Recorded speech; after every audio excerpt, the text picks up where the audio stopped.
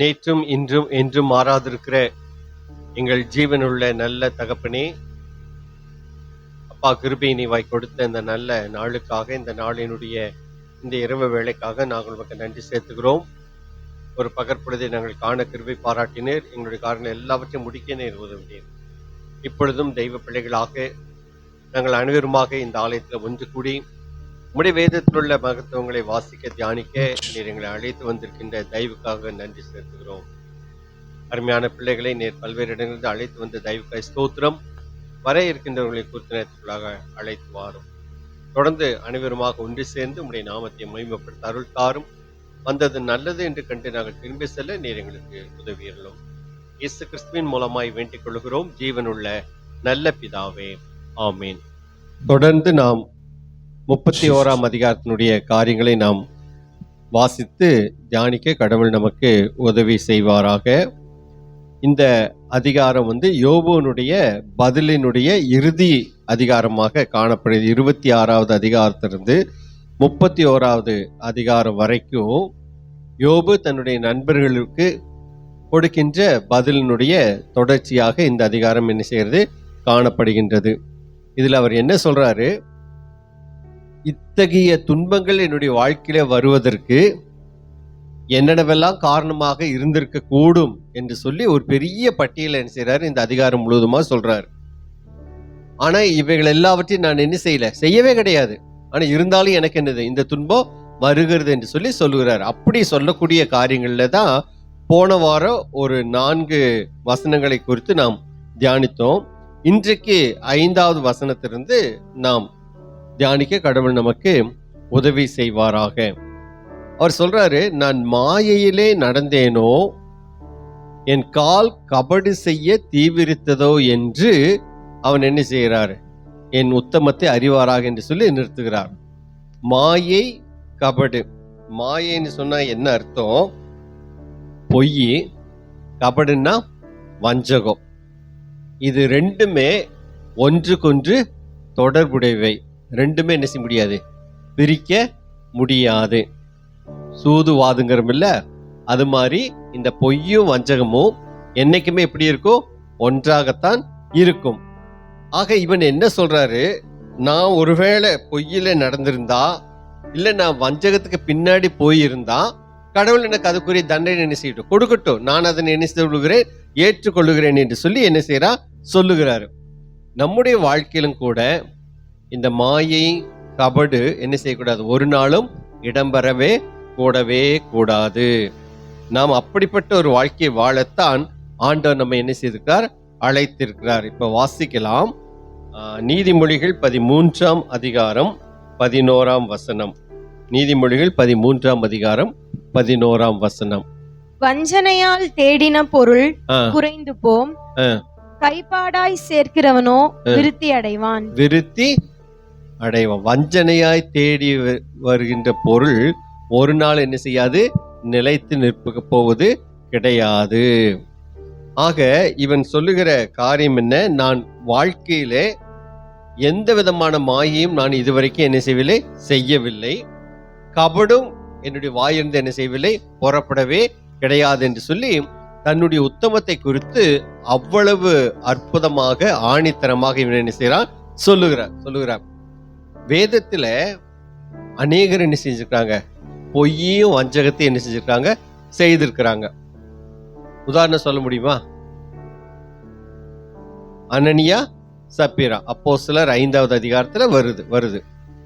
என்ன சொன்னாங்க, எல்லாவற்றையும் விற்று அப்போஸ்தலருடைய பாதப்படியில் என்ன செய்தாங்க, வைத்தார்கள்.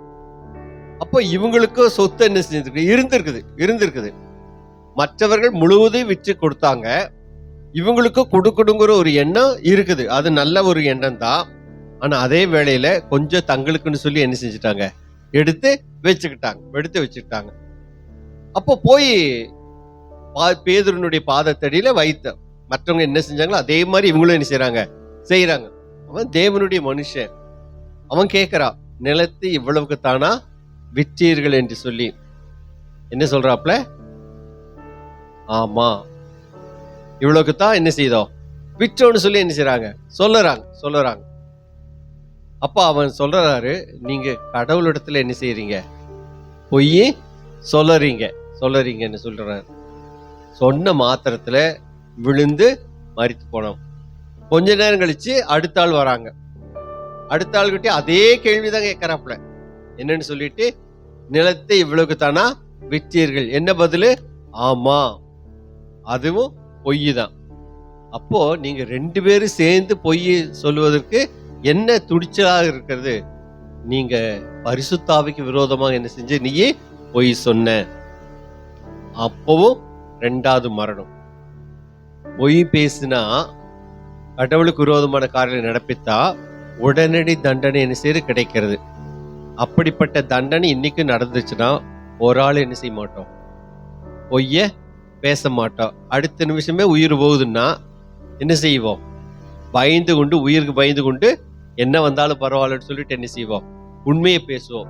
அது இல்லாதனாலதான் இன்னைக்கு பொய்யு, வஞ்சகமும், கபடும், சூதும் என்ன செய்கிறது?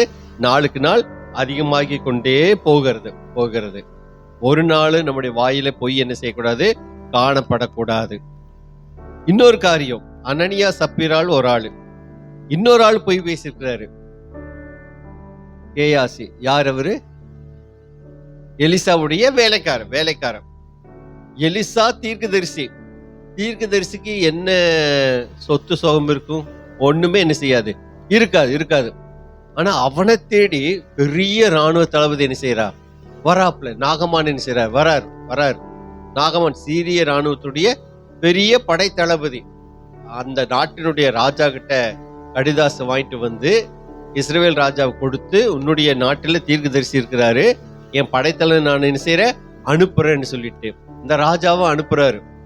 ஆனா இவன் பாருங்க, பெரிய படை தளபதி, தீர்க்கதரிசி வீட்டுக்குள்ள இருந்து என்ன செய்யறாரு? சொல்றாரு. என்னன்னு சொல்லிட்டு, நீ போய் யோர்தான்ல 7 தடவை முழுகுன்னு சொல்றாரு. அவனுக்கு கோபம் வந்துருச்சு. நான் எவ்வளவு பெரிய ஒரு ராணுவ தளபதி, அவ்வளவு தூரத்துல நான் புறப்பட்டு வந்திருக்கிறேன், இவனுக்காக வேண்டி அத்தனை பரிசு பொருட்கள் என்ன செஞ்சிருக்கிற, கொண்டு வந்திருக்கிற, இவன் நேர்ல கூட என்ன செய்ய மாட்டேங்கிற, நீ வந்து பார்க்க மாட்டேங்கிற, போய் ஆத்துல கழுவு சொல்றாரே, குளிக்க சொல்றாரே, இந்த ஆத்தை விட எங்க ஊர்ல எவ்வளவோ பெரிய நல்ல ஆறுல எல்லாம் இருக்குதுன்னு சொல்லிட்டு இவன் வேலைக்காரங்கிட்ட சொல்றாப்ல, அந்த ராணுவ தளபதி. அப்ப அவன் தான் சொல்றாரு, அவர் கடினமான ஒரு காரியத்தை சொன்னா கூட நீர் என்ன செய்வீர் இல்ல, ஆத்துல தானே முழுக சொல்றாரு, நீர் போய் என்ன செய்யும்? முழுகுன்னு சொல்றாரு. இவன் முழுகுனா, 7 தடவை முழுகுனா, குழந்தை உடலை போல இவனுடைய குஷ்டம் எல்லாம் என்ன செய்து மாறி போயிட்டு குழந்தை உடலை போல மெதுவாக இருக்கிறது. அவனுக்கு பெரிய ஒரு சந்தோஷம். அப்போ இவ்வளவு பொருள் எல்லாத்தையும் நான் என்ன செஞ்சிருக்கேன், உனக்கு கொண்டு வந்திருக்கிறேன். ஒரு ராஜாவுக்குரிய மரியாதையே அந்த அவன் தீர்க்கதரிசி கொடுக்குற இத்தனை பொருள் கொடுக்குற, நீர் என்ன செய்யும்? வாங்கிக்கோன்னு சொல்லி என்ன செய்யறா? கெஞ்சி கேட்கிறா. ஆனா தீர்க்கதரிசி என்ன செய்யல? பொருள் எல்லாம் வாங்கவே இல்லை. அப்போ அந்த ராணுவ தளபதியினுடைய மனசுல இந்த தீர்க்கதரிசியினுடைய எண்ணம் எப்படிப்பட்ட எண்ணமா இருந்திருக்கும்? ஒரு உயர்ந்த எண்ணமா இருந்திருக்கும் இல்லையா? இவன் பொருளுக்கு மயங்காதவன், ஆசைப்படாதவன். அவன் என்ன காரியத்தை செய்யணுமோ அதைத்தான் செஞ்சானு ஒழிய, நான் கொண்டு வந்த பொருளுக்கோ காணிக்கோ அவன் என்ன செய்யல, மயங்கவே இல்லை. என்னை போக சொல்றாருன்னு சொல்லிட்டு ஒரு உயர்ந்த எண்ணத்தோடு கூட அவன் என்ன செய்யறான்? திரும்பி போறான். ஆனா வேலைக்காரனுக்கு என்னது? மனசு இல்ல. இத்தனை கொடுத்தும் இந்த எஜமான் என்ன செய்ய மாட்டேங்கிறாரு, வாங்க மாட்டேங்கிறான்னு சொல்லிட்டு கொஞ்ச தூரம் முன்னாடி போன உடனே பின்னாடி என்ன செய்யறா? இவன் போறான், வேலைக்காரன் போறான். வேலைக்காரன் போயிட்டு என்ன சொல்றாரு? என் எஜமா என்ன செய்யறாரு? என்னைய அனுப்புனாருன்னு. அது ஒரு பொய். இப்பதான் என்னுடைய எஜமான பாக்குறதுக்கு 2 பேர் வந்திருக்கிறாங்க. 2வது பொய். அவங்களுக்கு மாத்து வஸ்திரம் வேணும், 2 துணியை என்ன செய்யுங்க கொடுங்கன்னு சொல்லி இவன் என்ன செய்யறா? கேட்கிறான். அவர் ராஜாவுக்கு அப்பவே என்ன செஞ்சிருக்கோம்? எலிசாவை குறித்த எண்ணம் மாறுபட்டிருக்கு இல்லையா? அவ்வளவு உயர்ந்த எண்ணத்தோடு கூட அவன் போனா, இவன் வேலைக்காரன் அடிச்சு இப்ப கேட்கறான்னு சொல்லிட்டு அவனுடைய எண்ணத்துல கொஞ்சம் மாறுதல் வந்திருக்க கூடும். ஆனாலும் கேட்டுட்டாருன்னு சொல்லிட்டு அவன் கேட்டதுக்கு அதிகமா என்ன செஞ்சுட்டான்? கொண்டு வந்து கொடுத்துட்டு இப்ப என்ன செய்யறான்? இவன் எல்லாத்தையும் வாங்கிட்டு வந்து வீட்டுல வச்சுட்டு ஒன்னும் தெரியாதவனாட்ட யாருகிட்ட போறான்? எலிசா தீர்க்கதரிசிகிட்ட போறாப்ல. அப்புறம் கேட்கறாப்ல, எங்க போனாலும் எங்கேயும் போல இங்கதான் இருந்த அப்படின்னு சொல்லி. அப்பதான் அவன் சொல்றான் இல்லையா, நீ அவன் பின்னாடி போன போது என் மனசு உன்னோட என்ன செய்யல வரவில்லையான்னு சொல்லி என்ன செய்யறா? கேட்கறான். துணிகரமாக என்ன செய்யறா? பொய் சொல்லுறான். அதனுடைய விளைவு என்ன? 2 ராஜாக்கள் 5ஆம் அதிகாரம் 22ஆம் வசனத்தையும் வாசிக்கலாம், 25வது வசனத்தையும் வாசிக்கலாம். 2 ராஜாக்கள் 5:22 மற்றும் 25. அதற்கு அவன், ஆ, சுக செய்திதான். ஆ. தீர்க்கதரிசிகளின் புத்திரரில் 2 வாலிபர் இப்பொழுதுதான் எப்ராயிம் மலைதேசத்திலிருந்து என்னிடத்தில் வந்தார்கள். அவர்களுக்கு 1 தாலந்து வெள்ளியையும் 2 மாற்று வஸ்திரங்களையும் தர வேண்டும் என்று கேட்க என் எஜமான் என்னை அனுப்பினார் என்றான். 25வது வசனம். பின்பு அவன் உள்ளே போய் தன் எஜமானுக்கு முன்பாக நின்றான். கேயாசியே, எங்கே இருந்து வந்தாய் என்று எலிசா அவனை கேட்டதற்கு அவன், உமது அடியான் எங்கும் போகவில்லை என்றான். பொய்ய பேசினார். பொய்ய பேசினதுனால வந்த விளைவு என்ன? அதே அதிகாரம் 27வது வசனம். ஆகையால் நாகமானின் குஷ்டரோகம் உன்னையும் உன் சந்ததியாரையும் என்றென்றைக்கும் பிடித்திருக்கும் என்றான்.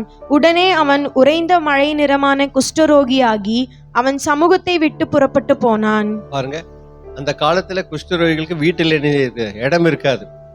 வெளியே போயிடணும், பாளையத்துக்கு புறம்பே போகணும். புறம்பே போய் குடிசை போட்டு உட்கார்ந்துக்கணும். யாராச்சும் பரிதாபப்பட்டு சாப்பாடு கொடுத்தா அவனுக்கு சாப்பாடு. பக்கத்துல யாராச்சும் வராங்கன்னா இவன் என்ன செய்யணும்? கத்தணும். தீட்டு தீட்டு தீட்டுன்னு சொல்லி என்ன செய்யணும்? கத்தணும். அப்படி அவனுக்கு சுகமாயிருச்சுன்னா நேர உள்ளுக்குள்ள வந்துட முடியாது, வீட்டுக்குள்ள வர முடியாது, பட்டணத்துக்குள்ள வர முடியாது. நேர ஆசாரியின் இடத்துல தான் போகணும். ஆசாரியின் இடத்துல போயிட்டு ஆசாரியன் இவனை என்ன செய்ப்பான்? சோதிச்சு பார்ப்பான்.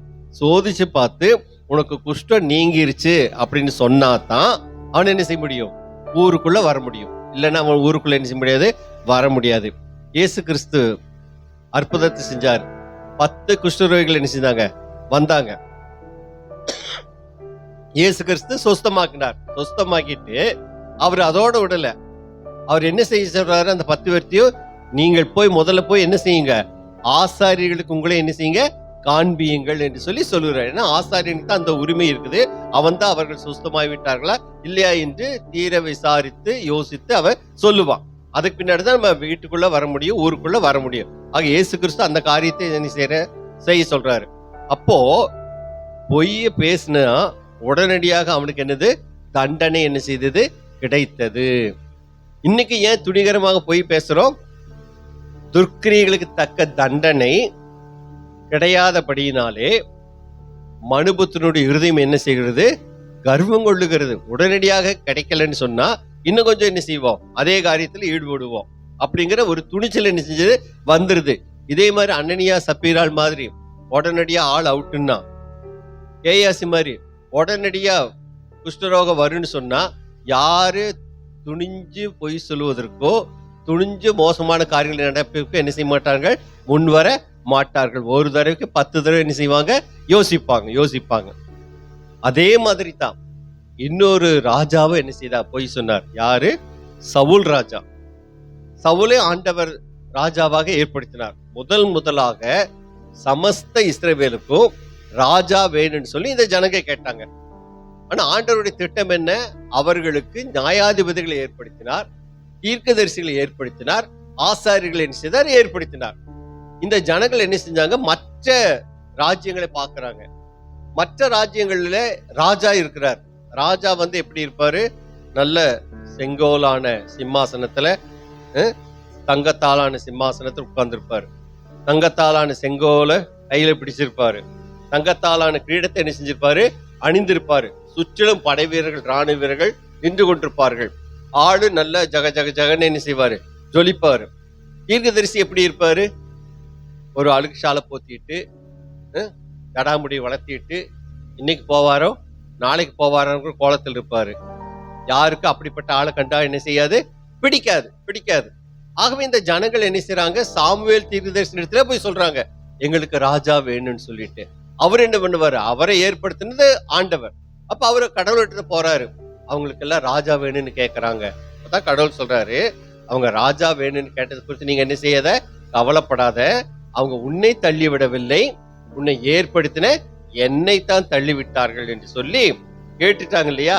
அப்படின்னு சொல்லிட்டு முதலாக சமஸ்த இஸ்ரவேலுக்கும் பெஞ்சமின் கோத்திரத்துல சவுல, கீசுடைய குமாரனை சவுலை ஆண்டவர் ராஜாவாக நினைச்சார், ஏற்படுத்தி ராஜ்யத்தை கொடுத்தாரு. அவன் அரசாட்சி செய்து கொண்டு வருகிறான். இப்ப கடவுள் தீர்க்கதரிசி மூலமாக சவுலுக்கு ஒரு காரியத்தை செய்ய சொல்கிறார். என்னன்னு சொன்னா, இந்த இஸ்ரவேல் ஜனங்கள் வந்தாங்க இல்லையா? எகிப்திலிருந்து வந்தாங்க. எகிப்திலிருந்து வந்தோடனே அந்த அமலேக்கியர் அவர்கள் குடியிருந்த நாட்டு வழியா இவங்க கடந்து வர வேண்டியதா போயிடுச்சு. அப்போ அந்த அமலேக்கியருடைய ராஜா பேர் ஆகாகு. அவங்கிட்ட ஆளுகளை அனுப்புறாங்க. நாங்க இப்ப எகிப்தில இருந்து கானானுக்கு போயிட்டு இருக்கிறோம். உன்னுடைய தேசத்து வழியா நாங்க என்ன செய்யறோம், போக போறோம். இங்க எல்லாம் வெள்ளாமையெல்லாம் விளைஞ்சிருக்குது. எங்க ஆளுங்க யாரும் அதை என்ன செய்ய மாட்டாங்க, பயிர்களை கொய்ய மாட்டாங்க. அமைதியா போய் அடுத்த கரையில போய் சேர்ந்துட்டு அவங்க பிரயாணத்தை மேற்கொள்ளுவாங்க. தயவு செய்து உன்னுடைய நாட்டு வழியா போவதற்கு எனக்கு என்ன செய்ய உத்தரவு கொடுன்னு சொல்லி கேட்கறாங்க.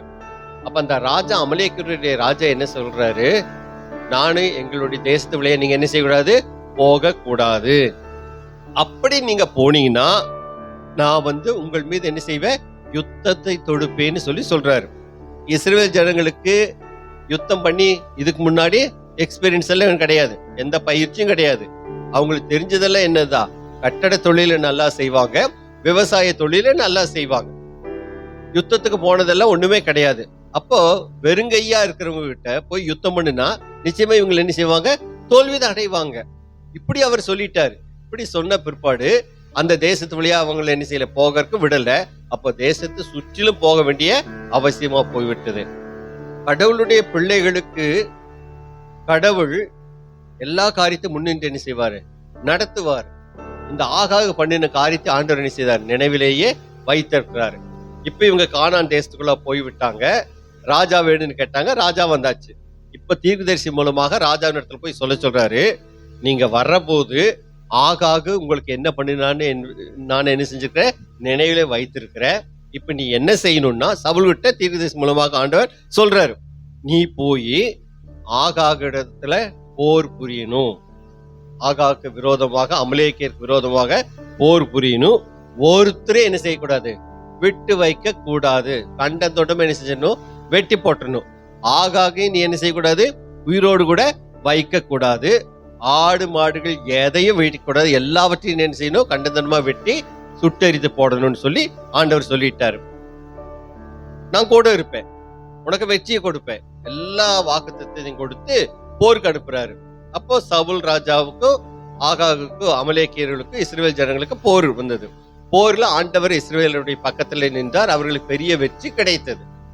வெற்றி கிடைத்தது உடனே இந்த ராஜா என்ன செய்யணும்னு சொல்லி ஆண்டவர் சொன்னாரோ அதை அவன் என்ன செய்யல, ஒண்ணுமே செய்யல. ஆகாக வெட்டி போட சொன்னாரு, ஆகாக உயிரோடு கூட விட்டுட்டாப்ல. ஆடு மாடுகள் எல்லாவற்றையும் என்ன செய்ய சொன்னாரு, பலியிட சொன்னாரு. ஒன்னையும் வச்சிடக்கூடாது, என்ன செஞ்சணும், சுட்டெரித்து போடணும்னு சொன்னாரு. ஆனா இவன் என்ன செஞ்சுட்டா, ஆடு மாடுகளை முதல் தரமானதை விட்டாச்சு, ரெண்டாம் தரமானதை என்ன செஞ்சுட்டா, விட்டு வச்சுட்டு ஒண்ணுக்கு ஆகாத வத்திரம் தொத்திரமா இருக்கிறத இவன் என்ன செஞ்சுட்டா, எரிச்சிட்டான். இது ஆண்டவருடைய பார்வைக்கு பாவமாகப்பட்டது. அப்ப தீர்க்கதரிசி இடத்துல மறுபடியும் சொல்லி அனுப்புறாரு. அப்ப இவன் வெற்றி கொடி நாட்டிட்டு மலை மேல என்ன செய்து கொண்டிருக்கிறா, உட்கார்ந்து கொண்டிருக்கிறா சவுல் ராஜா.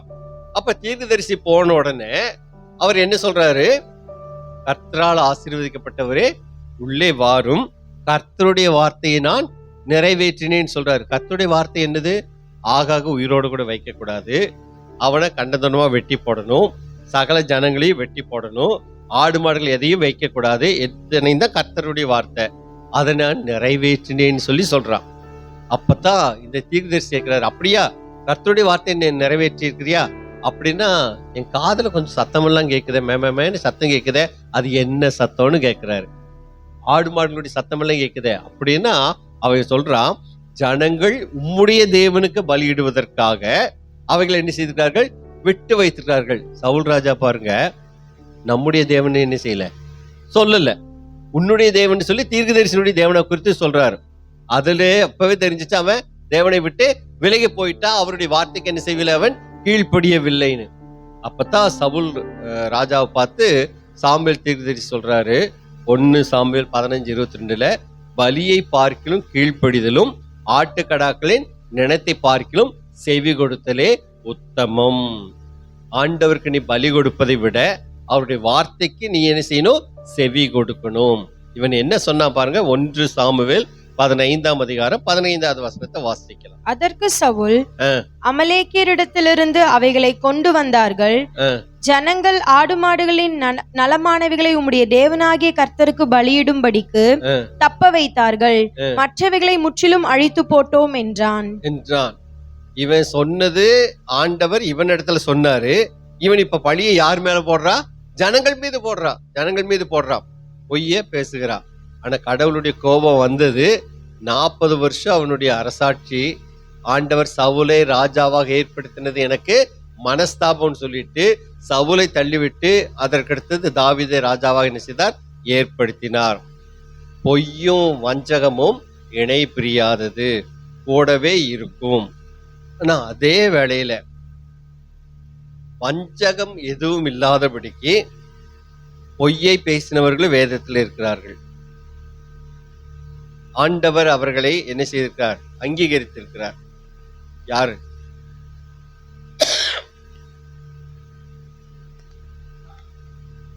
ராகாப் 1. அடுத்தது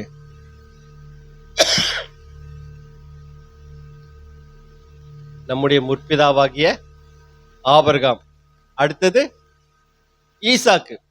ஆபிரகாம் என்ன பொய்ய பேசினானோ அதே பொய்யத்தை ஈசாக்கும் பேசினாப்ல. ஆபிரகாம் மனைவி சாரால என்னுடைய சகோதரின்னு சொன்னார். அதே மாதிரிதான் ஈசாக்கு ரெபேக்கால என்னுடைய சகோதரின்னு தான் என்ன செய்தார்? சொன்னாப்ல. பொய்ய பேசினாங்க. ஆனா வேற யாருக்கு அதனால எந்த விதமான வஞ்சகமோ தீங்கு என்ன செய்யவில்லை, ஏற்படவில்லை. அதே மாதிரிதான் ராகாப். அவள் என்ன செய்தாள்? தேவனுடைய திட்டத்திலே அவள் என்ன செய்தாள்? பயன்படுத்தப்பட்டாள். அவள் வேசி, மதில் மேலே வீட்டில் உட்கார்ந்து கொண்டு வேசி தொழிலை செய்து கொண்டிருந்தவள். ஆனா வேவு பார்க்க போன ஆட்கள் அவளுடைய வீட்டிலே தானே என்ன செய்தாங்க? போனாங்க, தங்குனாங்க. அவ வீட்டுக்குள்ள ஆளு வந்துட்ட உடனே அந்த எரிகோ தேசத்து வீரர்கள் என்ன செய்றாங்க? மடமடன்ட்டு இவ வீட்டுக்குள்ள வந்துட்டாங்க. அங்க இருந்த ஆளுங்க, அவன் வந்ததெல்லாம் உண்மைதான், அவங்க சுவர் வழியே ஏறி என்ன செஞ்சாங்க? தப்பிச்சுட்டு போயிட்டாங்கன்னு சொல்லிட்டு இவங்களை வீட்டுல மறைச்சு வச்சுட்டு இருந்தான். அப்பதான் அவ சொல்றா, உங்களுடைய தேவன் உங்களோடு கூட இருக்கிறார், ஒரு நாளிலே இந்த பட்டணத்தை உங்க கையில என்ன செய்வாரு? கொடுப்பாரு. அப்போ நான் செஞ்ச காரியத்துக்கு தக்கதாக இந்த வீட்டில் இருக்கிற அனைவரையும் நீங்கள் என்ன செய்யுங்கள்? உயிரோடு கூட விட்டு விடுங்கள்னு சொல்றாரு. அப்பதான் அவங்க சொன்னாங்க, இந்த சிவப்பு கயிறை நீ என்ன செய்ய? ஜன்னல்ல கட்டி வச்சிரு. அப்ப நாங்க ஜெயிச்சுட்டு வரும் பொழுது இந்த கயித்தை பார்த்தோம்னா இங்க இருக்கிற அத்தனை பேர்த்தையும் நாங்க என்ன செஞ்சிருவோம்? விட்டு விடுவோம். அந்த கயிறு இல்லைன்னா அந்த பழி எங்கள் மீது என்ன செய்யாது? வராதுன்னு சொன்னாங்க. அப்படி ஆண்டவருடைய திட்டத்திலே அவள் பயன்படுத்தப்பட்டால் அந்த போர் வீரர்களுக்கு முன்பதாக என்ன செய்தார்? ஒரு பொய்யை சொன்னாள். ஆனால் ஆண்டவர் அவளை கணவன் என்ன செய்யவில்லை? தவறவில்லை. அவளுடைய சந்ததியிலே தான் உலகத்தை ரட்சிக்க வந்து இயேசு கிறிஸ்து என்ன செய்றாரு? பிறக்கிறார். மத்தேயு 1ஆம் அதிகாரம் 5ஆம் வசனத்துல ராகாப்புடைய பெயர் என்ன செய்கிறது? வருகிறது. அப்படி வஞ்சகம் இல்லாத பொய்யை சொன்ன ஆட்களும் வேதத்தில் என்ன செய்கிறார்கள்? இருக்கிறார்கள். ஆனால் இங்கே இவன் சொல்லுவது என்ன?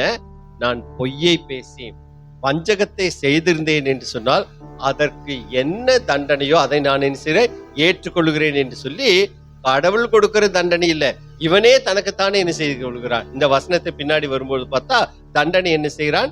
அவன் சொல்லிக் கொள்கிறான். இந்த தண்டனை எனக்கு வரட்டும்னு சொல்லிட்டு யோபுவே சொல்றாரு. அப்போ ஒரு மனுஷன் தனக்குத்தானே தண்டனை கொடுத்து கொள்கிறான் என்று சொன்னால் உண்மையிலேயே அவன் அந்த குற்றத்தை என்ன செய்திருக்க முடியாது. இல்லைன்னா அந்த நம்பிக்கையோடு கூட அந்த வார்த்தையெல்லாம் என்ன செய்ய மாட்டான், சொல்லவே மாட்டான். அப்போ அவனுடைய நீதியை எந்த அளவிற்கு அவன் ரூபகப்படுத்தி நியாயப்படுத்துகிறான் என்பதை நாம் அறிய வேண்டியது அவசியம்.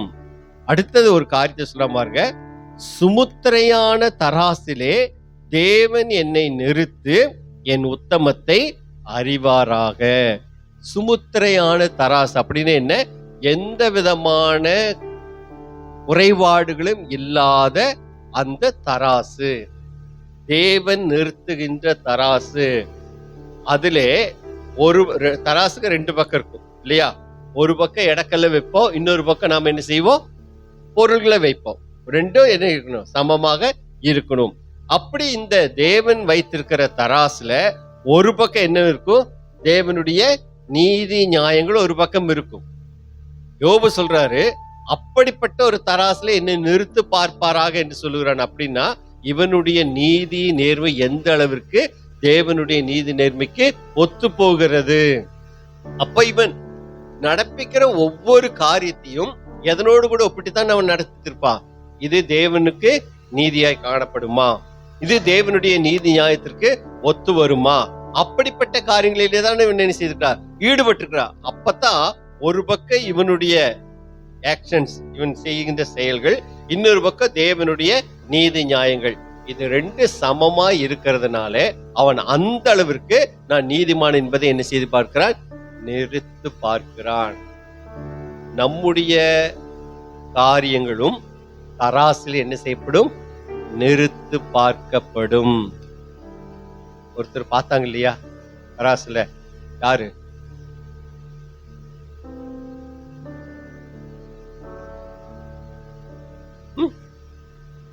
கடவுள் ஒருத்தரை நிறுத்து பார்த்தாரு.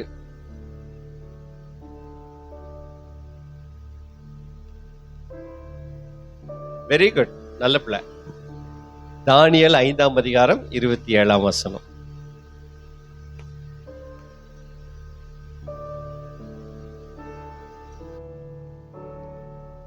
பாருங்க, பெரிய விருந்து பண்ணிட்டார் ராஜா. அவருக்கு பேர் புகழ் பிரஸ்தாப வரணுங்கிறதுக்காக வேண்டி 1000 பிரபுகளுக்கு என்ன செய்தாராம், விருந்து பண்ணினாராம். ராஜ விருந்துன்னு சொன்னா எல்லாமே அங்க என்ன செய்து கொண்டிருக்கும், நடந்து கொண்டிருக்கும். அது மாத்திரமல்ல, இவன் எந்த பாத்திரத்துல எடுத்து குடிச்சிட்டு இருந்தா, தேவனுடைய ஆலயத்திலே பரிசுத்தமாக்கப்பட்ட கடவுளுக்கு அடுத்த காரியங்களுக்காக பிரத்யேகமாக உபயோகப்படுத்துகின்ற அந்த பாத்திரங்களை எடுத்து இவனுடைய களியாட்டத்திற்கு என்ன செய்யறான், பயன்படுத்துகிறான் இல்லையா. கடவுளுடைய பாத்திரம், கடவுளுக்காக பயன்படுத்தப்பட வேண்டிய பாத்திரம், இன்னைக்கு மனித களியாட்டுகளுக்கு அவன் என்ன செய்தான், பயன்படுத்தினான். ஆண்டவருடைய கோபம் என்ன செய்து பீரிட்டது. விருந்து உபச்சாரத்தின் மத்தியிலே கையுறுப்பு தோன்றி எழுதினது, மெனே மெனே தெக்கேல் உபார்சின், நீ தராசிலே நிறுத்தப்பட்டு குறைய காணப்பட்டாய். ஆண்டவருடைய தராசிலே எல்லாருடைய காரியங்களும் என்ன செய்யப்படும், நிறுத்தப்படும். அதிலே எப்படிப்பட்ட காரியங்கள் நிலை நிற்கும் என்பது நம்முடைய காரியங்களை பொறுத்து அமையும். நாம் எப்படிப்பட்ட காரியங்களை நடப்பிக்கிறோம் என்பதை ஆண்டவர் தராசிலே வைத்து என்ன செய்வார், நிறுத்து பார்ப்பார். பெல்ஷாத்சாரினுடைய காரியம் அவருக்கு முன்பதாக குறைவாக காணப்பட்டது. அன்றைக்கு ராத்திரியிலேயே அவன் என்ன செய்யப்பட்டான், கொலை செய்யப்பட்டான். ஆண்டவருடைய தண்டனை வெகு சீக்கிரத்திலே அவனுக்கு என்ன செய்தது, கிடைத்தது. ஆக நம்முடைய வாழ்க்கையிலே இந்த கபடும் சரி மாயையும் சரி விட்டொழிக்கப்பட வேண்டிய காரியங்கள் என்பதை நாம் என்ன செய்யக்கூடாது, மறந்துவிடக் கூடாது. வஞ்சகத்தை குறித்து இன்னொரு வசனத்தை நாம் வாசிக்கலாம். சங்கீதம் 12:2-3. அவரவர் தங்கள் தோழரோடே பொய் பேசுகிறார்கள், இச்சக உதடுகளால் இருமனதாய் பேசுகிறார்கள். இச்சகம் பேசுகிற எல்லா உதடுகளையும் பெருமைகளை பேசுகிற நாவையும் கர்த்தர் அறுத்து போடுவார். கர்த்தர் என்ன செய்வாராம், அறுத்து போடுவாராம். தண்டனை பாருங்க, இந்த பொய் பேசுகிற நாவு, பெருமை பேசுகிற நாவு, வஞ்சனை செய்கிற காரியங்கள், இவைகள் எல்லாமே கடவுளுடைய கோபத்திற்கு ஆளாக்கக்கூடிய காரியங்கள் என்பதை நாம் மறந்துவிடக் கூடாது. ஆக அவன் அந்த பகுதியில பார்க்கும் பொழுது என்ன செய்யறான், உண்மையும் நேர்மையும் குறித்து இந்த பகுதியில அவன் என்ன செய்யறான், திட்டமும் தெளிவுமாக சொல்லுகிறான். இப்படிப்பட்ட காரியங்கள் நம்முடைய வாழ்க்கையில காணப்பட வேண்டியது அவசியம். எந்த அளவிற்கு அவன் உண்மையும் நேர்மையும் உள்ளவனா இருந்தபடினாலே அவன் இப்படிப்பட்ட காரியங்கள் என்னுடைய வாழ்க்கையில காணப்பட்டால் எனக்கு இந்த தண்டனை கிடைக்கட்டும் என்று சொல்லி தனக்குத்தானே அவன் என்ன செய்யறான், தண்டனையை கூறிக்கொள்ளுகிறான். அப்போ ஆண்டவருடைய பார்வைக்கு முன்பதாக அவன் எந்த அளவிற்கு உத்தமனும் நீதியும் உள்ளவனாய் நடந்தான் என்பதற்கு இவைகள் எல்லாம் என்னது, சாட்சிகள். மறந்து விடவே கூடாது. 31ஆம் அதிகாரம் 6ஆம் வசனத்துல தான் போடுறது, சுமுத்திரையான தராசிலே தேவன் என்னை நிறுத்து, என் உத்தமத்தை அறிவாராக. அப்ப நாம் உத்தமர் என்பது ஆண்டவருடைய தராசின் மூலமாக என்ன செய்யப்படும், நிலை நிறுத்தப்படும், சோதிக்கப்படும். மறந்து விடவே கூடாது. அப்படிப்பட்ட நிலை நிறுத்தலிலே நீங்களும் நானும் காணப்பட வேண்டும் என்று சொன்னால் ஆண்டவருடைய உதவியும் ஒத்தாசையும் இன்றி நம்மால என்ன செய்ய முடியாது, செய்ய முடியாது. அவர் சாட்சி பகர்ந்தார். யாரை குறித்து? யோபுவை குறித்து. அவன் உத்தமன் என்று சொல்லி. இவன் சொல்லுகிறான், என்னுடைய உத்தமத்தை அவர் தன்னுடைய தராசில் என்ன செய்து பார்க்கிறார், நிலைநிறுத்து பார்க்கட்டும் என்று சொல்லி அவன் சொல்லுவார். அப்போ எந்த அளவிற்கு அவனுடைய காரியங்களின் மீது, அவனுடைய நீதியின் நேர்மையின் மீது அவன் நம்பிக்கையுடையவனாய் இருந்தான் என்பதை இந்த பகுதி நமக்கு என்ன செய்யுது, சுட்டி காட்டுகிறது. நம்மாலும் அப்படி சொல்ல முடியுமா என்று சொன்னால், இந்த மாயையான உலகத்திலே வாழுகின்ற நீங்களும் நானும் சொல்ல நம்மாலே முடியும், நம்மாலும் முடியும். ஏன்?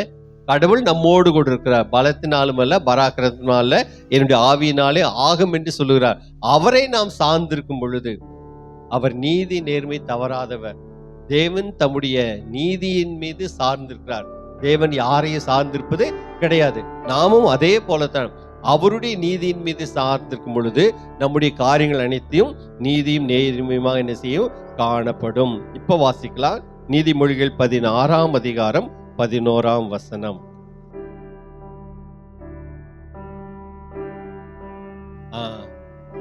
தராசு அது யாருடையது? கர்த்தருடையது. அந்த கர்த்தருடைய தராசிலே நீங்களும் நானும் என்ன செய்யப்படுவோம், நிறுத்தப்பட்டு காணப்படுவோம். எப்படிப்பட்ட நிலைமையிலே நாம் காணப்பட வேண்டும்?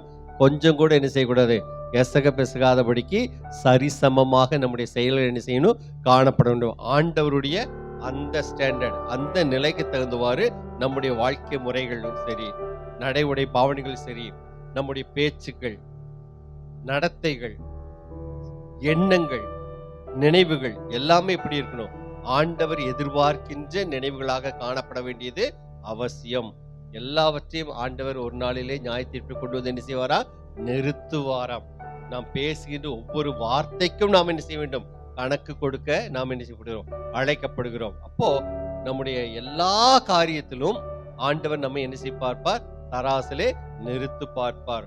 ஒரு நாள் பெல்ஷாத்சாருக்கு சொன்னப்பட்டபடி நம்முடைய வாழ்க்கையை குறித்து என்ன செய்யக்கூடாது, சொல்லப்பட கூடாது. நீ தராசிலே நிறுத்தப்பட்டு குறைய காணப்பட்டாய் என்று சொல்லி நம்முடைய வாழ்க்கை குறித்து என்ன செய்யக்கூடாது, சொல்லக்கூடாது. ஏன்? யோபு அவதார புருஷன், துன்பங்கள் துயரங்களின் மத்தியிலும் அவன் தன்னுடைய நீதியை நிலைநாட்டினவனாய் இருந்தான். தன்னுடைய உத்தமத்தை விட்டு சற்றும் விலகாதவனாய் காணப்பட்டான். அவனாலே முடியும் என்று சொன்னால் உங்களாலும் என்னாலும் நிச்சயமாக என்ன செய்ய முடியும். இந்த பாவம் நிறைந்த, அழுக்கு நிறைந்த உலகத்திலே கடவுளுக்காக உண்மையாக என்ன செய்ய முடியும், வாழ முடியும். இனி கொஞ்சம் வசனங்களை நாம என்ன செய்ய பார்க்கலாம், இதுக்கு ஒப்பிட்டு வாசிக்கலாம். சங்கீதம் 26:1. கர்த்தாவே, என்னை நியாயம் விசாரியும். நான் என் உத்தமத்திலே நடக்கிறேன். நான் கர்த்தரை நம்பி இருக்கிறேன், ஆகையால் நான் தள்ளாடுவதில்லை. இல்லை. அடுத்த வசனம் வாசிக்கலாம். உபாகம் 32:4.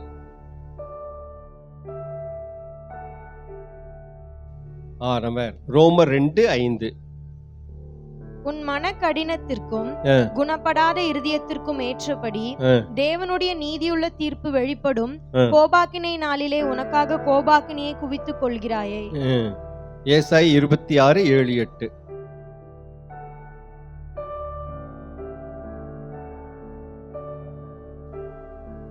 பாருங்க, இவ்வளவு காரியம் அந்த உத்தமத்தின் கீழாக என்ன செய்கிறது, வருகிறது. தேவன் தம்முடைய தராசிலே நிறுத்து பார்த்து என்னுடைய உத்தமத்தை அவர் அறிந்து கொள்வாராக. அந்த அளவிற்கு அவன் எல்லா நிலைகளிலும், தன்னுடைய நடை உடை பாவனைகளிலே, பேச்சுகள், செயல்களிலே அவன் அந்த அளவிற்கு உத்தமனாய் என்ன செய்தான், காணப்பட்டான். இப்ப 7ஆம் வசனம் பார்க்கும்போது, என் நடைகள் வழியை விட்டு விலகினதும் என் இருதயம் என் கண்களை பின்தொடர்ந்ததும் ஏதாகிலும் ஒரு மாசு என் கைகளில் ஒட்டி கொண்டதும் உண்டானால். 4 உறுப்புகளை குறித்து இந்த வசனம் என்ன செய்கிறது, சொல்லுகிறது. நடைகள்னா காலு, இருதயம், கண்ணு, அப்புறம் மாசு என் கைகளில் ஒட்டி கொண்டதும் உண்டானால். கண் சரீரத்தினுடைய விளக்காய் இருக்கிறது. அப்போ இருதயம் எப்படி இருக்கணும், கண்ணை சார்ந்து இருக்கு. என் கண்களை பின்தொடர்ந்தும் ஏதாகிலும் ஒரு மாசு என் கைகளில் ஒட்டி கொண்டதும் உண்டானால். அப்போ என்னுடைய எல்லா பகுதிகளும் உறுப்புகளுமே பரிசுத்தத்தை என்ன செய்து கொள்ள வேண்டும், காத்து கொள்ள வேண்டும். என்னுடைய கண் போனபடி என்னுடைய இருதயம் என்ன செய்யக்கூடாது, போக கூடாது. ஏன்னு சொன்னால் கண் இருளாய் இருந்ததுன்னா சரீரம் முழுவதும் இருளாய் இருக்கும். உன் கண் கெட்டதாய் இருந்தால் உன் சரீரம் முழுவதும் கெட்டதாய் இருக்கும். அப்போ பாவத்திற்கு முதல் காரணம் என்னது? கண்கள். Our eyes are the gateway to lust, to sin. பாவத்திற்கு நுழைவாயில் எது? கண். அதனாலதான் இந்த 3 ஆசைகளை விட்டு விடணும்னு சொல்லி வசனம் அடிக்கடி சொல்லுது இல்லையா? மாம்சத்தின் இச்சை, கண்களின் இச்சை, ஜீவனத்தின் பெருமை. இதை 3ஐயும் நாம் என்ன செய்யணும்? விட்டொழிக்க வேண்டும். அதுல முக்கியமான பங்கு வகிப்பது என்னது? கண். கண்ணு பார்க்கும் பொழுது அது என்ன செய்யறது? நேரா அங்க அனுப்புது. அது யோசிக்குது, செய்ய துணிவு கொள்ளுகிறது. மற்ற சரீர உறுப்புகள் பாவத்தை செய்கின்றன. அப்ப முதல் காரணம் இது கண். அப்ப நம்முடைய கண் பார்வை என்ன இருக்கணும்? தெளிவாய் இருக்கணும். வெளிப்படுத்தின விசேஷத்துல ஒரு சபைக்கு எழுதும் பொழுது நீ உன் கண்களுக்கு என்ன செய்யணும்? கலிக்கம் போடுன்னு சொல்லி என்ன செய்யறது? சொல்லப்படுகிறது.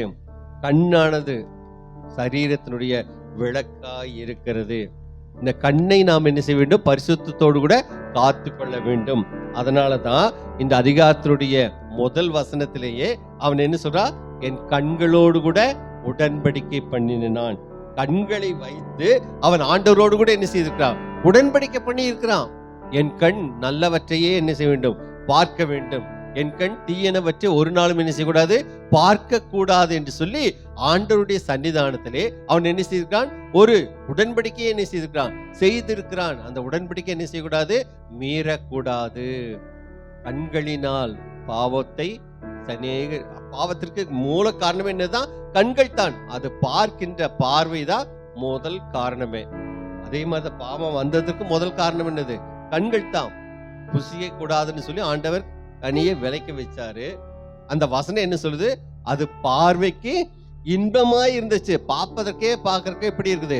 அழகா இருந்துச்சு. அதனாலதான் அவள் என்ன செய்தா? அதை பறித்து தின்றால், தன்னுடைய புருஷனுக்கு என்ன செய்தால்? கொடுத்தால். பாவம் உலகத்தில் என்ன செய்தது? வந்தது. ஆக கண்களோடு கூட அவன் உடன்படிக்கை பண்ணினான். நாமும் நம்முடைய கண்களை பரிசுத்தத்தோடு கூட என்ன செய்ய வேண்டும்? காத்து கொள்ள வேண்டும். கண்ணின் போன போக்கிலே இருதயம் என்ன செய்யக்கூடாது? போக கூடாது. அப்படி போய் என்னுடைய கைகளில் மாசு எதுவும் ஒட்டி கொண்டால், குற்றம் குறைகள் என் கைகள் செய்தால், அவன் என்ன செய்யறான்? அப்பொழுது நான் விதைத்ததை வேறொருவன் புசிப்பானாக, என் பயிர்கள் வேறற்று போகிறது. என்னுடைய கரங்களின் கிரியை வேறு மனுஷன் என்ன செய்யட்டும்? புசிக்கட்டும். தனக்குத்தானே இவன் என்ன செய்து கொள்கிறான்?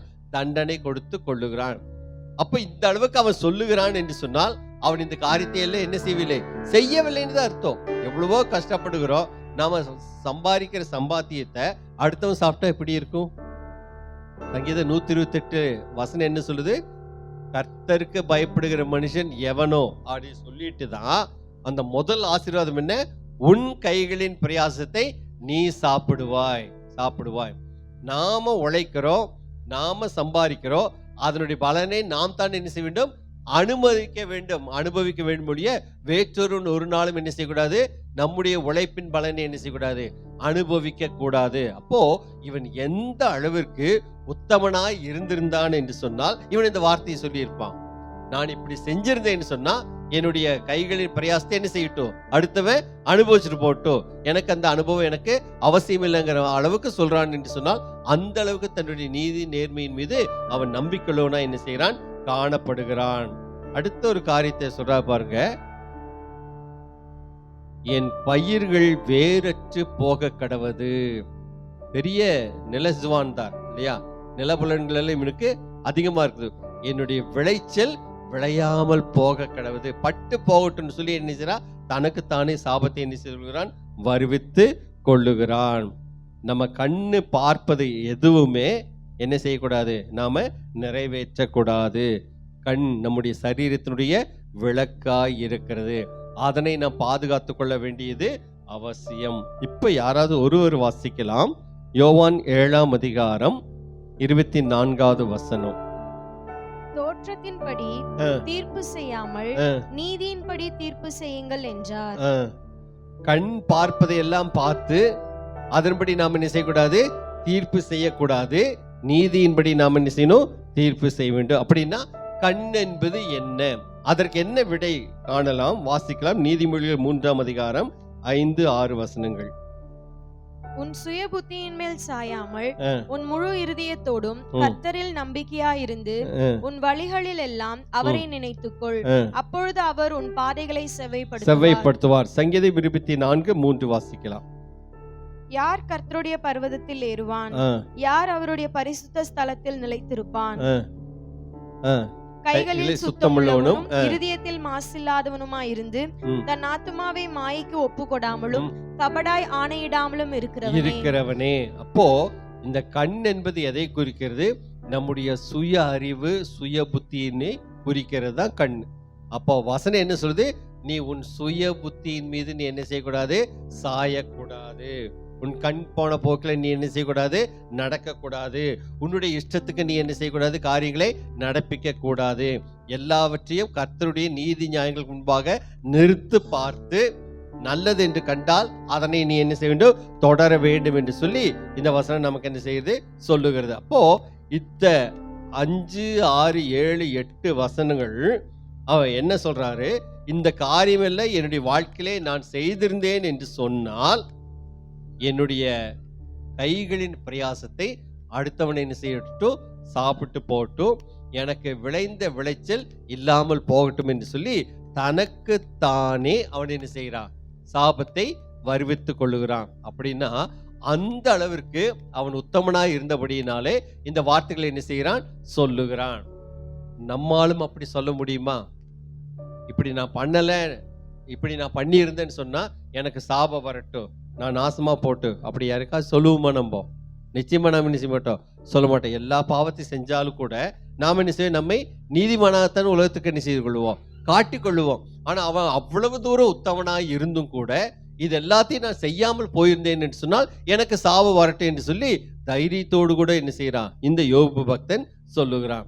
அடுத்த வசனம் பாருங்க, 9வது 12வது வசனம். அதுக்கு முன்னாடி இன்னொரு வசனத்தை வாசிக்கலாம். 8வது வசனம் இது நியாய தீர்ப்பை குறித்து சொல்லப்படுகிறது. என்ன தண்டனையாம் அது? நான் விதைத்ததை வேறொருவன் புசிப்பானாக, என் பயிர்கள் வேறற்று போக கடவுது. அதுதான் அவன் தனக்குத்தானே சொல்லிக் கொள்ளுகின்ற நியாய தீர்ப்பு. அது கடவுளுடைய நியாய தீர்ப்பு, அது தெய்வீகமான நியாய தீர்ப்பு என்று சொல்லி அவன் என்ன செய்யறா சொல்லுகிறான். பாருங்க, இப்போ உபாகம் 28ஆம் அதிகாரம் 33ஆம் வசனத்தை வாசிக்கலாம். உன் நிலத்தின் கனியையும் உன் பிரயாசத்தின் எல்லா பலனையும் நீ அறியாத ஜனங்கள் புசிப்பார்கள், நீ சகல நாளும் ஒடுக்கப்பட்டும் நொறுக்கப்பட்டும் இருப்பாய். இந்த உபாகமும் 28ஆம் அதிகாரம் முதல் பகுதி ஆசீர்வாதத்தை என்ன செய்யுது சொல்லுகிறது. அதுல 13வது வசனம் நினைக்கிறேன் இல்லையா? நீ அநேக ஜாதிகளுக்கு கடன் கொடுப்பாய், நீயோ கடன் வாங்க மாட்டாய். எத்தனாவது வசனம்? 12. ஏற்ற காலத்தில் உன் தேசத்திலே மழை பெய்யவும் நீ கையிட்டு செய்யும் வேலைகளை எல்லாம் ஆசீர்வதிக்கவும் கர்த்தர் உனக்கு தமது நல்ல பொக்கிஷசாலை ஆகிய வானத்தை திறப்பார். நீ அநேகம் ஜாதிகளுக்கு கடன் கொடுப்பாய், நீயோ கடன் வாங்குவதில்லை. அப்போ அந்த 1வது வசனத்திலிருந்து இப்ப நம்ம வாசித்தோம் இல்லையா, அந்த வசனம் வரைக்கும் ஆண்டவருடைய கட்டளையை கை கொள்ளுவதற்கு கிடைக்கின்ற ஆசீர்வாதம். இப்ப அதுக்கு அடுத்த வசனத்தை வாசிங்க பார்க்கலாம். இன்று நான் உனக்கு விதிக்கிற உன் தேவனாகிய கர்த்தருடைய கட்டளைகளின் படியெல்லாம் நீ செய்யினா உனக்கு அந்த ஆசீர்வாதம்னு சொல்லிட்டு அநேக ஜாதிகள் கடன் கொடுப்பாய், நீயோ கடன் வாங்குவதில்லைன்னு. அந்த வசனம் எத்தனாவது வசனம்? 12வது வசனம். 12 வசனங்கள் ஆசீர்வாதத்துடைய வசனங்கள். ஆண்டவருடைய கட்டளைகளுக்கு கீழ்ப்படிந்தான். அதுக்கு பின்னாடி வர அத்தனை வசனமா, அந்த அதிகாரத்துல எத்தனை வசனம் இருக்கு மொத்தம் பாருங்க? 64 வசனம். 13ஆம் வசனத்திலிருந்து 68ஆம் வசனம் வரைக்கும் ஆண்டவருடைய வார்த்தைக்கு கீழ்ப்படியாமல் போனால், செய்யாமல் போனால் வருகின்ற சாபம். ஆசீர்வாதம் 12 வசனத்தோட நின்று போச்சு. சாபம் எத்தனை வசனம் வருது பாருங்க? 56 வசனங்களில ஆண்டவருடைய கட்டளைக்கு கீழ்ப்படியாமல் போனா அத்தனை சாபம் என்ன செய்யும்? வரும். இது எல்லாத்தையும் யோபு தெரிஞ்சிருந்து கூட எனக்கு இந்த சாபம் வரட்டும்னு சொல்லி என்ன செய்யறா சொல்லுறா. அப்படின்னா என்ன அர்த்தம்? அந்த அளவுக்கு அவன் தன்னுடைய உத்தமத்தில் எப்படி இருந்திருக்கிறான்? நம்பிக்கையுள்ளவனாய் இருந்திருக்கிறான். அப்ப ஆண்டவருடைய வார்த்தையை கீழ்ப்படிந்தால் வருகின்ற ஆசீர்வாதங்கள் ஒரு பக்கம் இருக்குது. ஆனா சாபம் எப்படி இருக்குது? 4-5 மடங்கு சாபம் அந்த வேதத்தில் என்ன செய்கிறது? கொடுக்கப்பட்டிருக்கிறது. எந்த அளவிற்கு நாம் கர்த்தருடைய வார்த்தைகளுக்கு நாம் கீழ்ப்படிய வேண்டும். அந்த அதிகாரத்தை முழுது படிச்சுட்டா யாருக்குமே இத்தகைய காரியங்கள் வரக்கூடாதுன்னு என்ன செய்வாங்க, சொல்லுவாங்க. அந்த அளவிற்கு அத்தனை சாபங்கள் என்ன செய்கிறது இருக்கிறது. கர்த்தருடைய வார்த்தைக்கு கீழ்ப்படியாதவர்களுக்கு. நீ செய்யாமல் போன இதெல்லாம் உனக்கு பலிக்கும்னு சொல்லிட்டு அவ்வளவு வசனங்களை ஆண்டவர் என்ன செய்கிறார், வேதத்தில் எழுதி வைத்திருக்கிறார் மோசேயின் மூலமாக. அப்போ நாம நற்கிரிகள் செய்தால் அதற்குரிய பலன் ஆண்டவர் நிச்சயமாக நமக்கு என்ன செய்வார், கொடுப்பார். துர்க்கிரிகளுக்கு தக்க பலனும் அதுல என்ன செய்யப்படுறது, சொல்லப்பட்டிருக்கிறது. அப்போ இந்த 5-8 வசனங்கள் வரைக்கும் அவனுடைய நேர்மையை குறித்து அவன் என்ன செய்யறான், சொல்லுகிறான். அடுத்த பகுதி 9-12 வசனங்கள் வரைக்கும் 4 வசனத்தை வாசிக்கலாம். என் மனம் யாதொரு ஸ்திரீயின் மேல் மயங்கி அயலானுடைய வாசலை நான் எட்டி பார்த்ததுண்டானால் அப்பொழுது என் மனைவி வேறொருவனுக்கு மாவரைப்பாளாக, வேற்று மனிதர் அவள் மேல் சாய்வார்களாக, அது தோஷம். அது நியாயாதிபதிகளால் விசாரிக்கப்படும் அக்கிரமமாமே. அது பாதாள பரியந்தம் பட்சிக்கும் அக்கினியாய் என் சம்பத்தை எல்லாம் நிர்மூலமாக்கும். பாருங்க, இது அவனுடைய திருமண உறவிலே அவன் எந்த அளவிற்கு நீதிமானாய் இருந்தான் என்பதை இந்த 4 வசனங்கள் என்ன செய்கிறது, சொல்லுகிறது. நான் நினைவினாலும் கூட, இருதயத்தை நினைவினாலும் கூட, கண்களின் பார்வையினாலும் கூட வேறு எந்த மனுஷியை நான் என்ன செய்யவில்லை, நோக்கி பார்க்கவில்லை. அந்த திருமண ஒப்பந்தத்திலே, திருமண பந்தத்திலே அவன் கடைசி வரைக்கும் என்ன செய்தான், உத்தமனாக நிலை நின்றான். மனைவிக்கு எந்த விதத்தில் அவன் என்ன செய்யவில்லை, துரோகம் பண்ணவே இல்லை. ஒருவேளை மனைவி கடவுளுடைய திட்டத்திலே அவனுக்கு என்ன செய்யவில்லை, ஒத்துழைக்கவில்லை. கடைசியில் என்ன செய்ய சொல்றா, தேவனை தூஷித்து ஜீவனை விடுன்னு சொல்லி என்ன செய்யறா சொல்றான். ஆனா மனைவி அவனுக்கு துரோகம் பண்ணினான்னு சொல்லி வசனம் என்ன செய்யல, சொல்லல. அதே வேளையிலும் இவன் தன்னுடைய மனைவிக்கு எந்த விதத்திலும் இக்கட்டான சூழ்நிலையில் சரி அவன் என்ன செய்யவில்லை, துரோகம் பண்ணவே இல்லை. திருமண உறவு என்பது அந்த அளவிற்கு புனிதமானது. அதனை நாம் என்ன செய்யக்கூடாது, மறந்துவிட கூடாது. மஞ்சம் எல்லாவற்றிலும் என்ன செய்தான், கனமுள்ளது என்று சொல்லி சொல்லப்படுது. திருமண மஞ்சம் எல்லாவற்றிலும் கனமுள்ளது. அதனை நாம் அத்தகைய தூய்மையோடு கூட என்ன செய்து கொள்ள வேண்டும், பாதுகாத்து கொள்ள வேண்டும் என்பதை நாம் மறந்துவிடக்கூடாது. இந்த திருமணத்தை குறித்து எபேசியர் 5ஆம் அதிகாரம் அந்த கடைசி 22ஆம் வசனத்திலிருந்து சொல்லும் பொழுது அவர் என்ன சொல்றாரு, இது ஒரு பெரிய ரகசியம்னு சொல்றாரு. ரகசியம் சொல்றாரு, இது தேவனுக்கும் சபைக்கும் இடையிலே இருக்கிற ஒரு உறவு. கணவனும் மனைவிக்கும் இடையே இருக்கிற உறவு, தேவனுக்கும் கிறிஸ்துவுக்கும் சபைக்கும் இடையே இருக்கிற உறவு. கிறிஸ்து சபைக்கு எப்படி இருக்கிறார், தலையாய் இருக்கிறார்.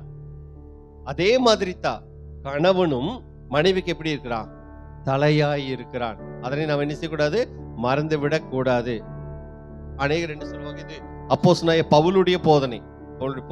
பவுலுக்கு ஆணாதிக்க சிந்தனை இருந்துச்சு. இன்னைக்கு எல்லாமே ஈக்குவலா வரணும்னு சொல்றாங்க இல்லையா, இல்லையா? கணவனும் மனைவியும் ஒண்ணுதான், சரிசமம், சமமான பகுதி கொடுக்கணும், சமமான மரியாதை கொடுக்கணும், சமமான ஊதியத்தை கொடுக்கணும், எல்லாமே சரி. ஆனா வேதத்தின்படி மனைவியானவள் புருஷனுக்கு கட்டுப்பட்டவள் என்பதை நாம் என்ன செய்யக்கூடாது, மறந்துவிட கூடாது. மனைவிகளே, உங்கள் சொந்த புருஷருக்கு நீங்கள் என்ன செய்யணும், கீழ்ப்படியுங்கள். வசனம் சொல்லுது, வசனம் சொல்லுது. அப்போ கிறிஸ்து சபைக்கு தலையாய் இருக்கிறது போல சபை கிறிஸ்துவுக்கு என்ன செய்யணும், கீழ்ப்படிய வேணும். நீங்களும் உங்கள் நடக்கைகள் எல்லாவற்றிலேயும் நீங்கள் என்ன செய்யுங்கள், கீழ்ப்படியுங்கள் தான் சொல்லி இருக்குது. கணவன் மீது அதிகாரம் செலுத்த மனைவிக்கு என்னது, உரிமை இல்லை. அதுவும் வேதம் தான் என்ன செய்யுது, சொல்லுகிறது. ஆனா தெய்வ பயத்தோட ஒருவருக்கொருவர் கீழ்ப்படிந்தீர்கள், அதுவும் வேதம் தான் என்ன செய்யுது, கற்றுக் கொடுக்கிறது. ஆக இந்த உறவு என்பது கிறிஸ்துவுக்கும் சபைக்கும் இடையே உள்ள உறவு தான், கணவனுக்கும் மனைவிக்கும் இடையே இருக்கிற உறவு. அதனை நாம் என்ன செய்யக்கூடாது, மறந்துவிட கூடாது. ஆக அவன் தன்னுடைய திருமண உறவிலே கடைசி மட்டும் அவன் உறுதியாக என்ன செய்தான், நிலைத்திருந்தான். கண்களாலே கூட வேற்று மனுஷி அவன் என்ன செய்யவில்லை, ஏறெடுத்தும் கூட பார்க்கவில்லை. அதைத்தான் அந்த அளவுக்கு அனுப்பிச்சா. என் மனம் யாதொரு ஸ்திரீயின் மேல் மயங்கி அயலானுடைய வாசலை நான் எட்டி பார்த்தது உண்டானால், என்ன சொல்றாரு, அப்பொழுது என் மனைவி வேறொருவனுக்கு மாவரைப்பாளாக. என்ன அர்த்தம்னா, வேறொருவனுடைய பயிர்களை அவள் அறுத்து கொடுப்பாளாக, அரைத்து கொடுப்பாளாக. மாவரைப்பது என்பது கடினமான தொழில். ஆனா அதுல விளைவு பலன் ரொம்ப கொஞ்சம் தான். ஆனா கஷ்டப்பட்டுதான் என்ன செஞ்சாகணும், உழைக்கணும். அப்போ என்னுடைய மனைவி மற்றவனுக்கு அடிமையாக போய் விடுவாளாக, அதுதான் அர்த்தம். என்னுடைய மனைவி மற்றவனுக்கு அடிமையாய் போய்விடட்டும் அப்படின்னா எந்த அளவுக்கு இவன் தன்னுடைய மனைவியோடு கூட உத்தமனாய் இருந்தான் என்பதற்கு அந்த வார்த்தையை அவன் என்ன செய்யறான், பயன்படுத்துகிறான். வேற்று மனிதர் அவள் மீது சாய்வார்களாக, மற்றவர்கள் அவள் மீது என்ன செய்வார், மோகம் கொண்டு உறவாடட்டும் என்று சொல்லி சொல்லுகிறான். அந்த அளவிற்கு அவன் தன்னுடைய உத்தமத்திலே உறுதியாக நிலைத்திருந்தான் என்பதை நாம் பார்க்க முடிகிறது. திருமண உறவு அது மிகவும் புனிதமாக பாதுகாக்கப்பட வேண்டிய உறவு. மல்கியா தீர்க்க தரிசனத்துல ஒரு வசனம் இருக்கு, 2ஆம் அதிகாரம் 14ஆம் வசனத்தை வாசிக்கலாம்.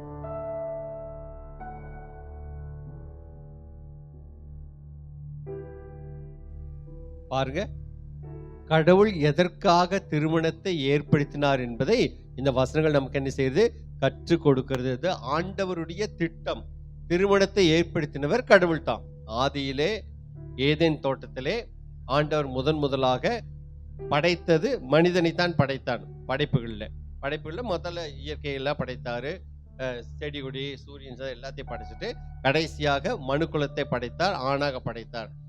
மற்ற எல்லாவற்றையும் கண்ட தேவன் எப்படி சொன்னாரு, அது நல்லது என்று கண்டார், நல்லது என்று கண்டார். அப்படிதான் வசனம் வருது. ஆனா மனிதனை படைத்த பிற்பாடு ஆண்டவர் என்னத்தை பார்த்தாரு, மனிதன் தனிமையாயிருப்பது நல்லது அல்லன்னு சொல்லி என்ன செய்தார், கண்டார். மற்ற எல்லாவற்றையும் நல்லதாக கண்ட ஆண்டவர் மனிதன் தனிமையாயிருப்பது நல்லது அல்ல என்று கண்டு என்ன சொல்றாரு, ஏற்ற துணையை உருவாக்குவேன் என்று சொல்லி ஏவாளை என்ன செய்தார், ஏற்படுத்தினார். அப்போ திருமணமாகிய நியமத்தை ஏற்படுத்தினவர் கடவுள். முப்புரி நூல் சீக்கிரமாக அறாதுன்னு சொல்லுவாங்க. திருமண பந்தத்திலே 3 பேர் இருக்கிறார்கள், கணவனும் மனைவியும் கடவுளும். இப்ப நம்முடைய இல்லற வாழ்க்கையை கடவுளை அஸ்திவாரமாக வைத்து என்ன செய்யப்பட வேண்டும், கட்டப்பட வேண்டும். அப்படி அவரை அஸ்திவாரமாக வைத்து கட்டப்படுகின்ற இல்லம் தான் என்ன செய்யும், நிலைத்து நிற்கும். அதனை நாம் என்ன செய்யக்கூடாது, மறந்துவிட கூடாது. கர்த்தர் வீட்டை கட்டாராகில் கற்றவர்களின் பிரயாசம் விருதா. அவரை மையமாக வைத்து கட்டப்படுகின்ற வீடு கண்மலையின் மேல் கட்டப்பட்ட வீடாக காணப்படும்.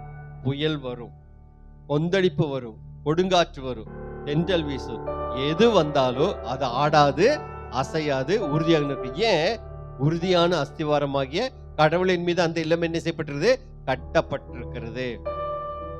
மற்ற இல்லங்கள் மணல் மீது கட்டப்பட்ட வீடு.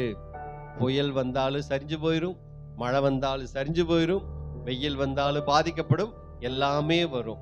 ஆனா கடவுளை அஸ்திபாரமா வைத்து கட்டப்படுகின்ற இல்லம் தான் என்ன செய்யும், நிலைத்து நிற்கும். அது என்ன, கட்டடத்தை குறித்து சொல்லுவதில்லை, குடும்பத்தை குறித்து, குடும்ப வாழ்க்கை குறித்து அது என்ன செய்கிறது, சொல்லுகிறது. ஆகவே இந்த விவாகத்தை குறித்து நாம் அதிக ஜாக்கிரதையுடனாய் காணப்பட வேண்டியது அவசியம். அவன் சொல்றான், வேற்று மனிதர் அவள் மீது சாய்வார்களாக. அப்படின்னா தான் உயிரோடு இருக்கும் போதே தன்னுடைய மனைவி இன்னொருத்தர்கிட்ட போறான்னு சொன்னா அதை போல ஒரு கேவலமான காரியம் வேற எதுவுமே என்ன செய்யுது, இருக்காது. நம்ம கண் முன்னாடியே நம்ம மனைவி இன்னொருத்தனோட போவது நல்லா இருக்குமா?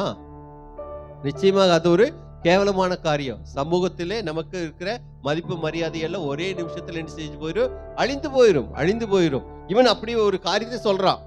அப்படி நான் செய்தது இருந்தேன் என்று சொன்னால் என் மனைவி மற்றவர்களுக்கு என்ன செய்யட்டும், அடிமையாக போய் மாவரைக்கட்டும், வேறு மனிதர் அவளை என்ன செய்யட்டோ, ஆக்கிரமித்துக் கொள்ளட்டும், அவளை அனுபவிட்டுன்னு சொல்லி அவன் சொல்லுகிறான் என்று சொன்னால் எந்த அளவிற்கு அவன் திருமண பந்தத்திலே கடைசி மட்டும் உறுதியாய் இருந்தான் என்பதை நாம் அறிந்து கொள்ள முடியும். மனைவி என்னென்னமோ சொல்றா, ஐத்திகாரி மாதிரி நீ என்ன செய்யற, பேசுற, தேவனிடத்திலே நன்மையை பெற்ற நாம் தீமையை பெற வேண்டாமோ என்று சொல்லி அவன் தனக்கு வந்த துன்பத்தை அவன் அப்படியே என்ன செய்து கொள்கிறான், ஏற்றுக்கொள்ளுகிறான். மனைவினால அதை என்ன செய்து கொள்ள முடியவில்லை, ஏற்றுக்கொள்ள முடியவில்லை. அவங்க என்ன சொல்றாரு, நீர் இன்னமும் உம்முடைய உத்தமத்திலே உறுதியாக நிலைத்திருக்கிறீர்கள். Do you still remain steadfast in your integrity?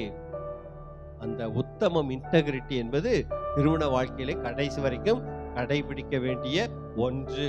அதனாலதான் அந்த திருமணத்தை நடத்தும் பொழுது பாஸ்டர் என்ன செய்வாரு, அந்த உடன்படிக்கை வாசகத்தை என்ன செய்வாரு, சொல்லுவாரு. வாழ்விலும் தாழ்விலும், சுகத்திலும் சுகவீனத்திலும், இன்பத்திலும் துன்பத்திலும் மரணம் நம்மை பிரிக்கும் வரை உன்னை நேசிக்கவும் காப்பாற்றவும் உனக்கு கீழ்ப்படியவும் பிறர் முகம் பாராதற்கும் நான் என்ன செய்கிறேன், வாக்கு கொடுக்கிறேன்னு சொல்லி அவர் சொல்ல சொல்ல நாம் என்ன செய்யறோம், பின்னாடியே பதில் சொல்றோம். அதுல எந்த அளவிற்கு அர்த்தமுள்ள உடன்படிக்கை என்பதை நாம் மறந்து போய்விடக் கூடாது. அது கடைசி வரைக்கும் காப்பாற்றப்பட வேண்டிய ஒரு உடன்படிக்கை, அதை நாம் மறந்து விடக்கூடாது. அதனாலதான் மல்கியாவில் சொல்றாரு, இந்த இஸ்ரவேல் ஜனங்கள் என்ன செஞ்சாங்க, மற்ற பிள்ளைகளை பார்த்து தாங்கள் ஏற்கனவே மனம் முடித்த இஸ்ரவேல் பிள்ளைகளை என்ன செய்கிறார்கள், மனவிலக்கு கொடுத்து பிற பிள்ளைகளை என்ன செய்கிறார்கள், மனம் முடிக்கிறார்கள். அதைத்தான் ஆண்டவர் அருவருக்கிறார். ஏன், நீ உன் 70 வயது மனைவிக்கு நீ துரோகம் பண்ணினாயே, தள்ளி விடுதலை நான் வெறுக்கிறேன் என்று சொல்லி ஆண்டவர் சொல்றார். ஒருவனுக்கு ஒருத்தி என்பதுதான் வேதத்தினுடைய சட்டம். அதனை அவன் என்ன செய்தான், கடைசி மட்டும் என்ன செய்து கொண்டான், காத்து கொண்டான். எவ்வளவோ பிரச்சனைகள் போராட்டங்கள் வந்த பொழுதும் அவன் என்ன செய்யவில்லை, மனைவி விட்டு விலகவில்லை. மனைவி கடவுளுடைய திட்டத்துக்கு எதிர்த்து நின்றாலும் அதனையும் அவன் பொறுமையோடு கூட என்ன செய்து கொண்டான், காத்து கொண்டான். அந்த பொறுமைதான் கடைசியில் அவனுக்கு எல்லாவற்றையும் இரட்டத்தனையாக என்ன செய்தது, கொண்டு வந்து கொடுத்தது. யாக்கோபுல தான் இருக்கிற பொறுமையை குறித்து கேள்விப்பட்டிருக்கிறோமே, யோபின் பொறுமையை குறித்து அறிந்திருக்கிறோமே. நீங்களும் நானும் எல்லா சூழ்நிலையிலும் பொறுமையுடன் வாழ கடவுள் நமக்கு உதவி செய்வாராக. ஆமென்.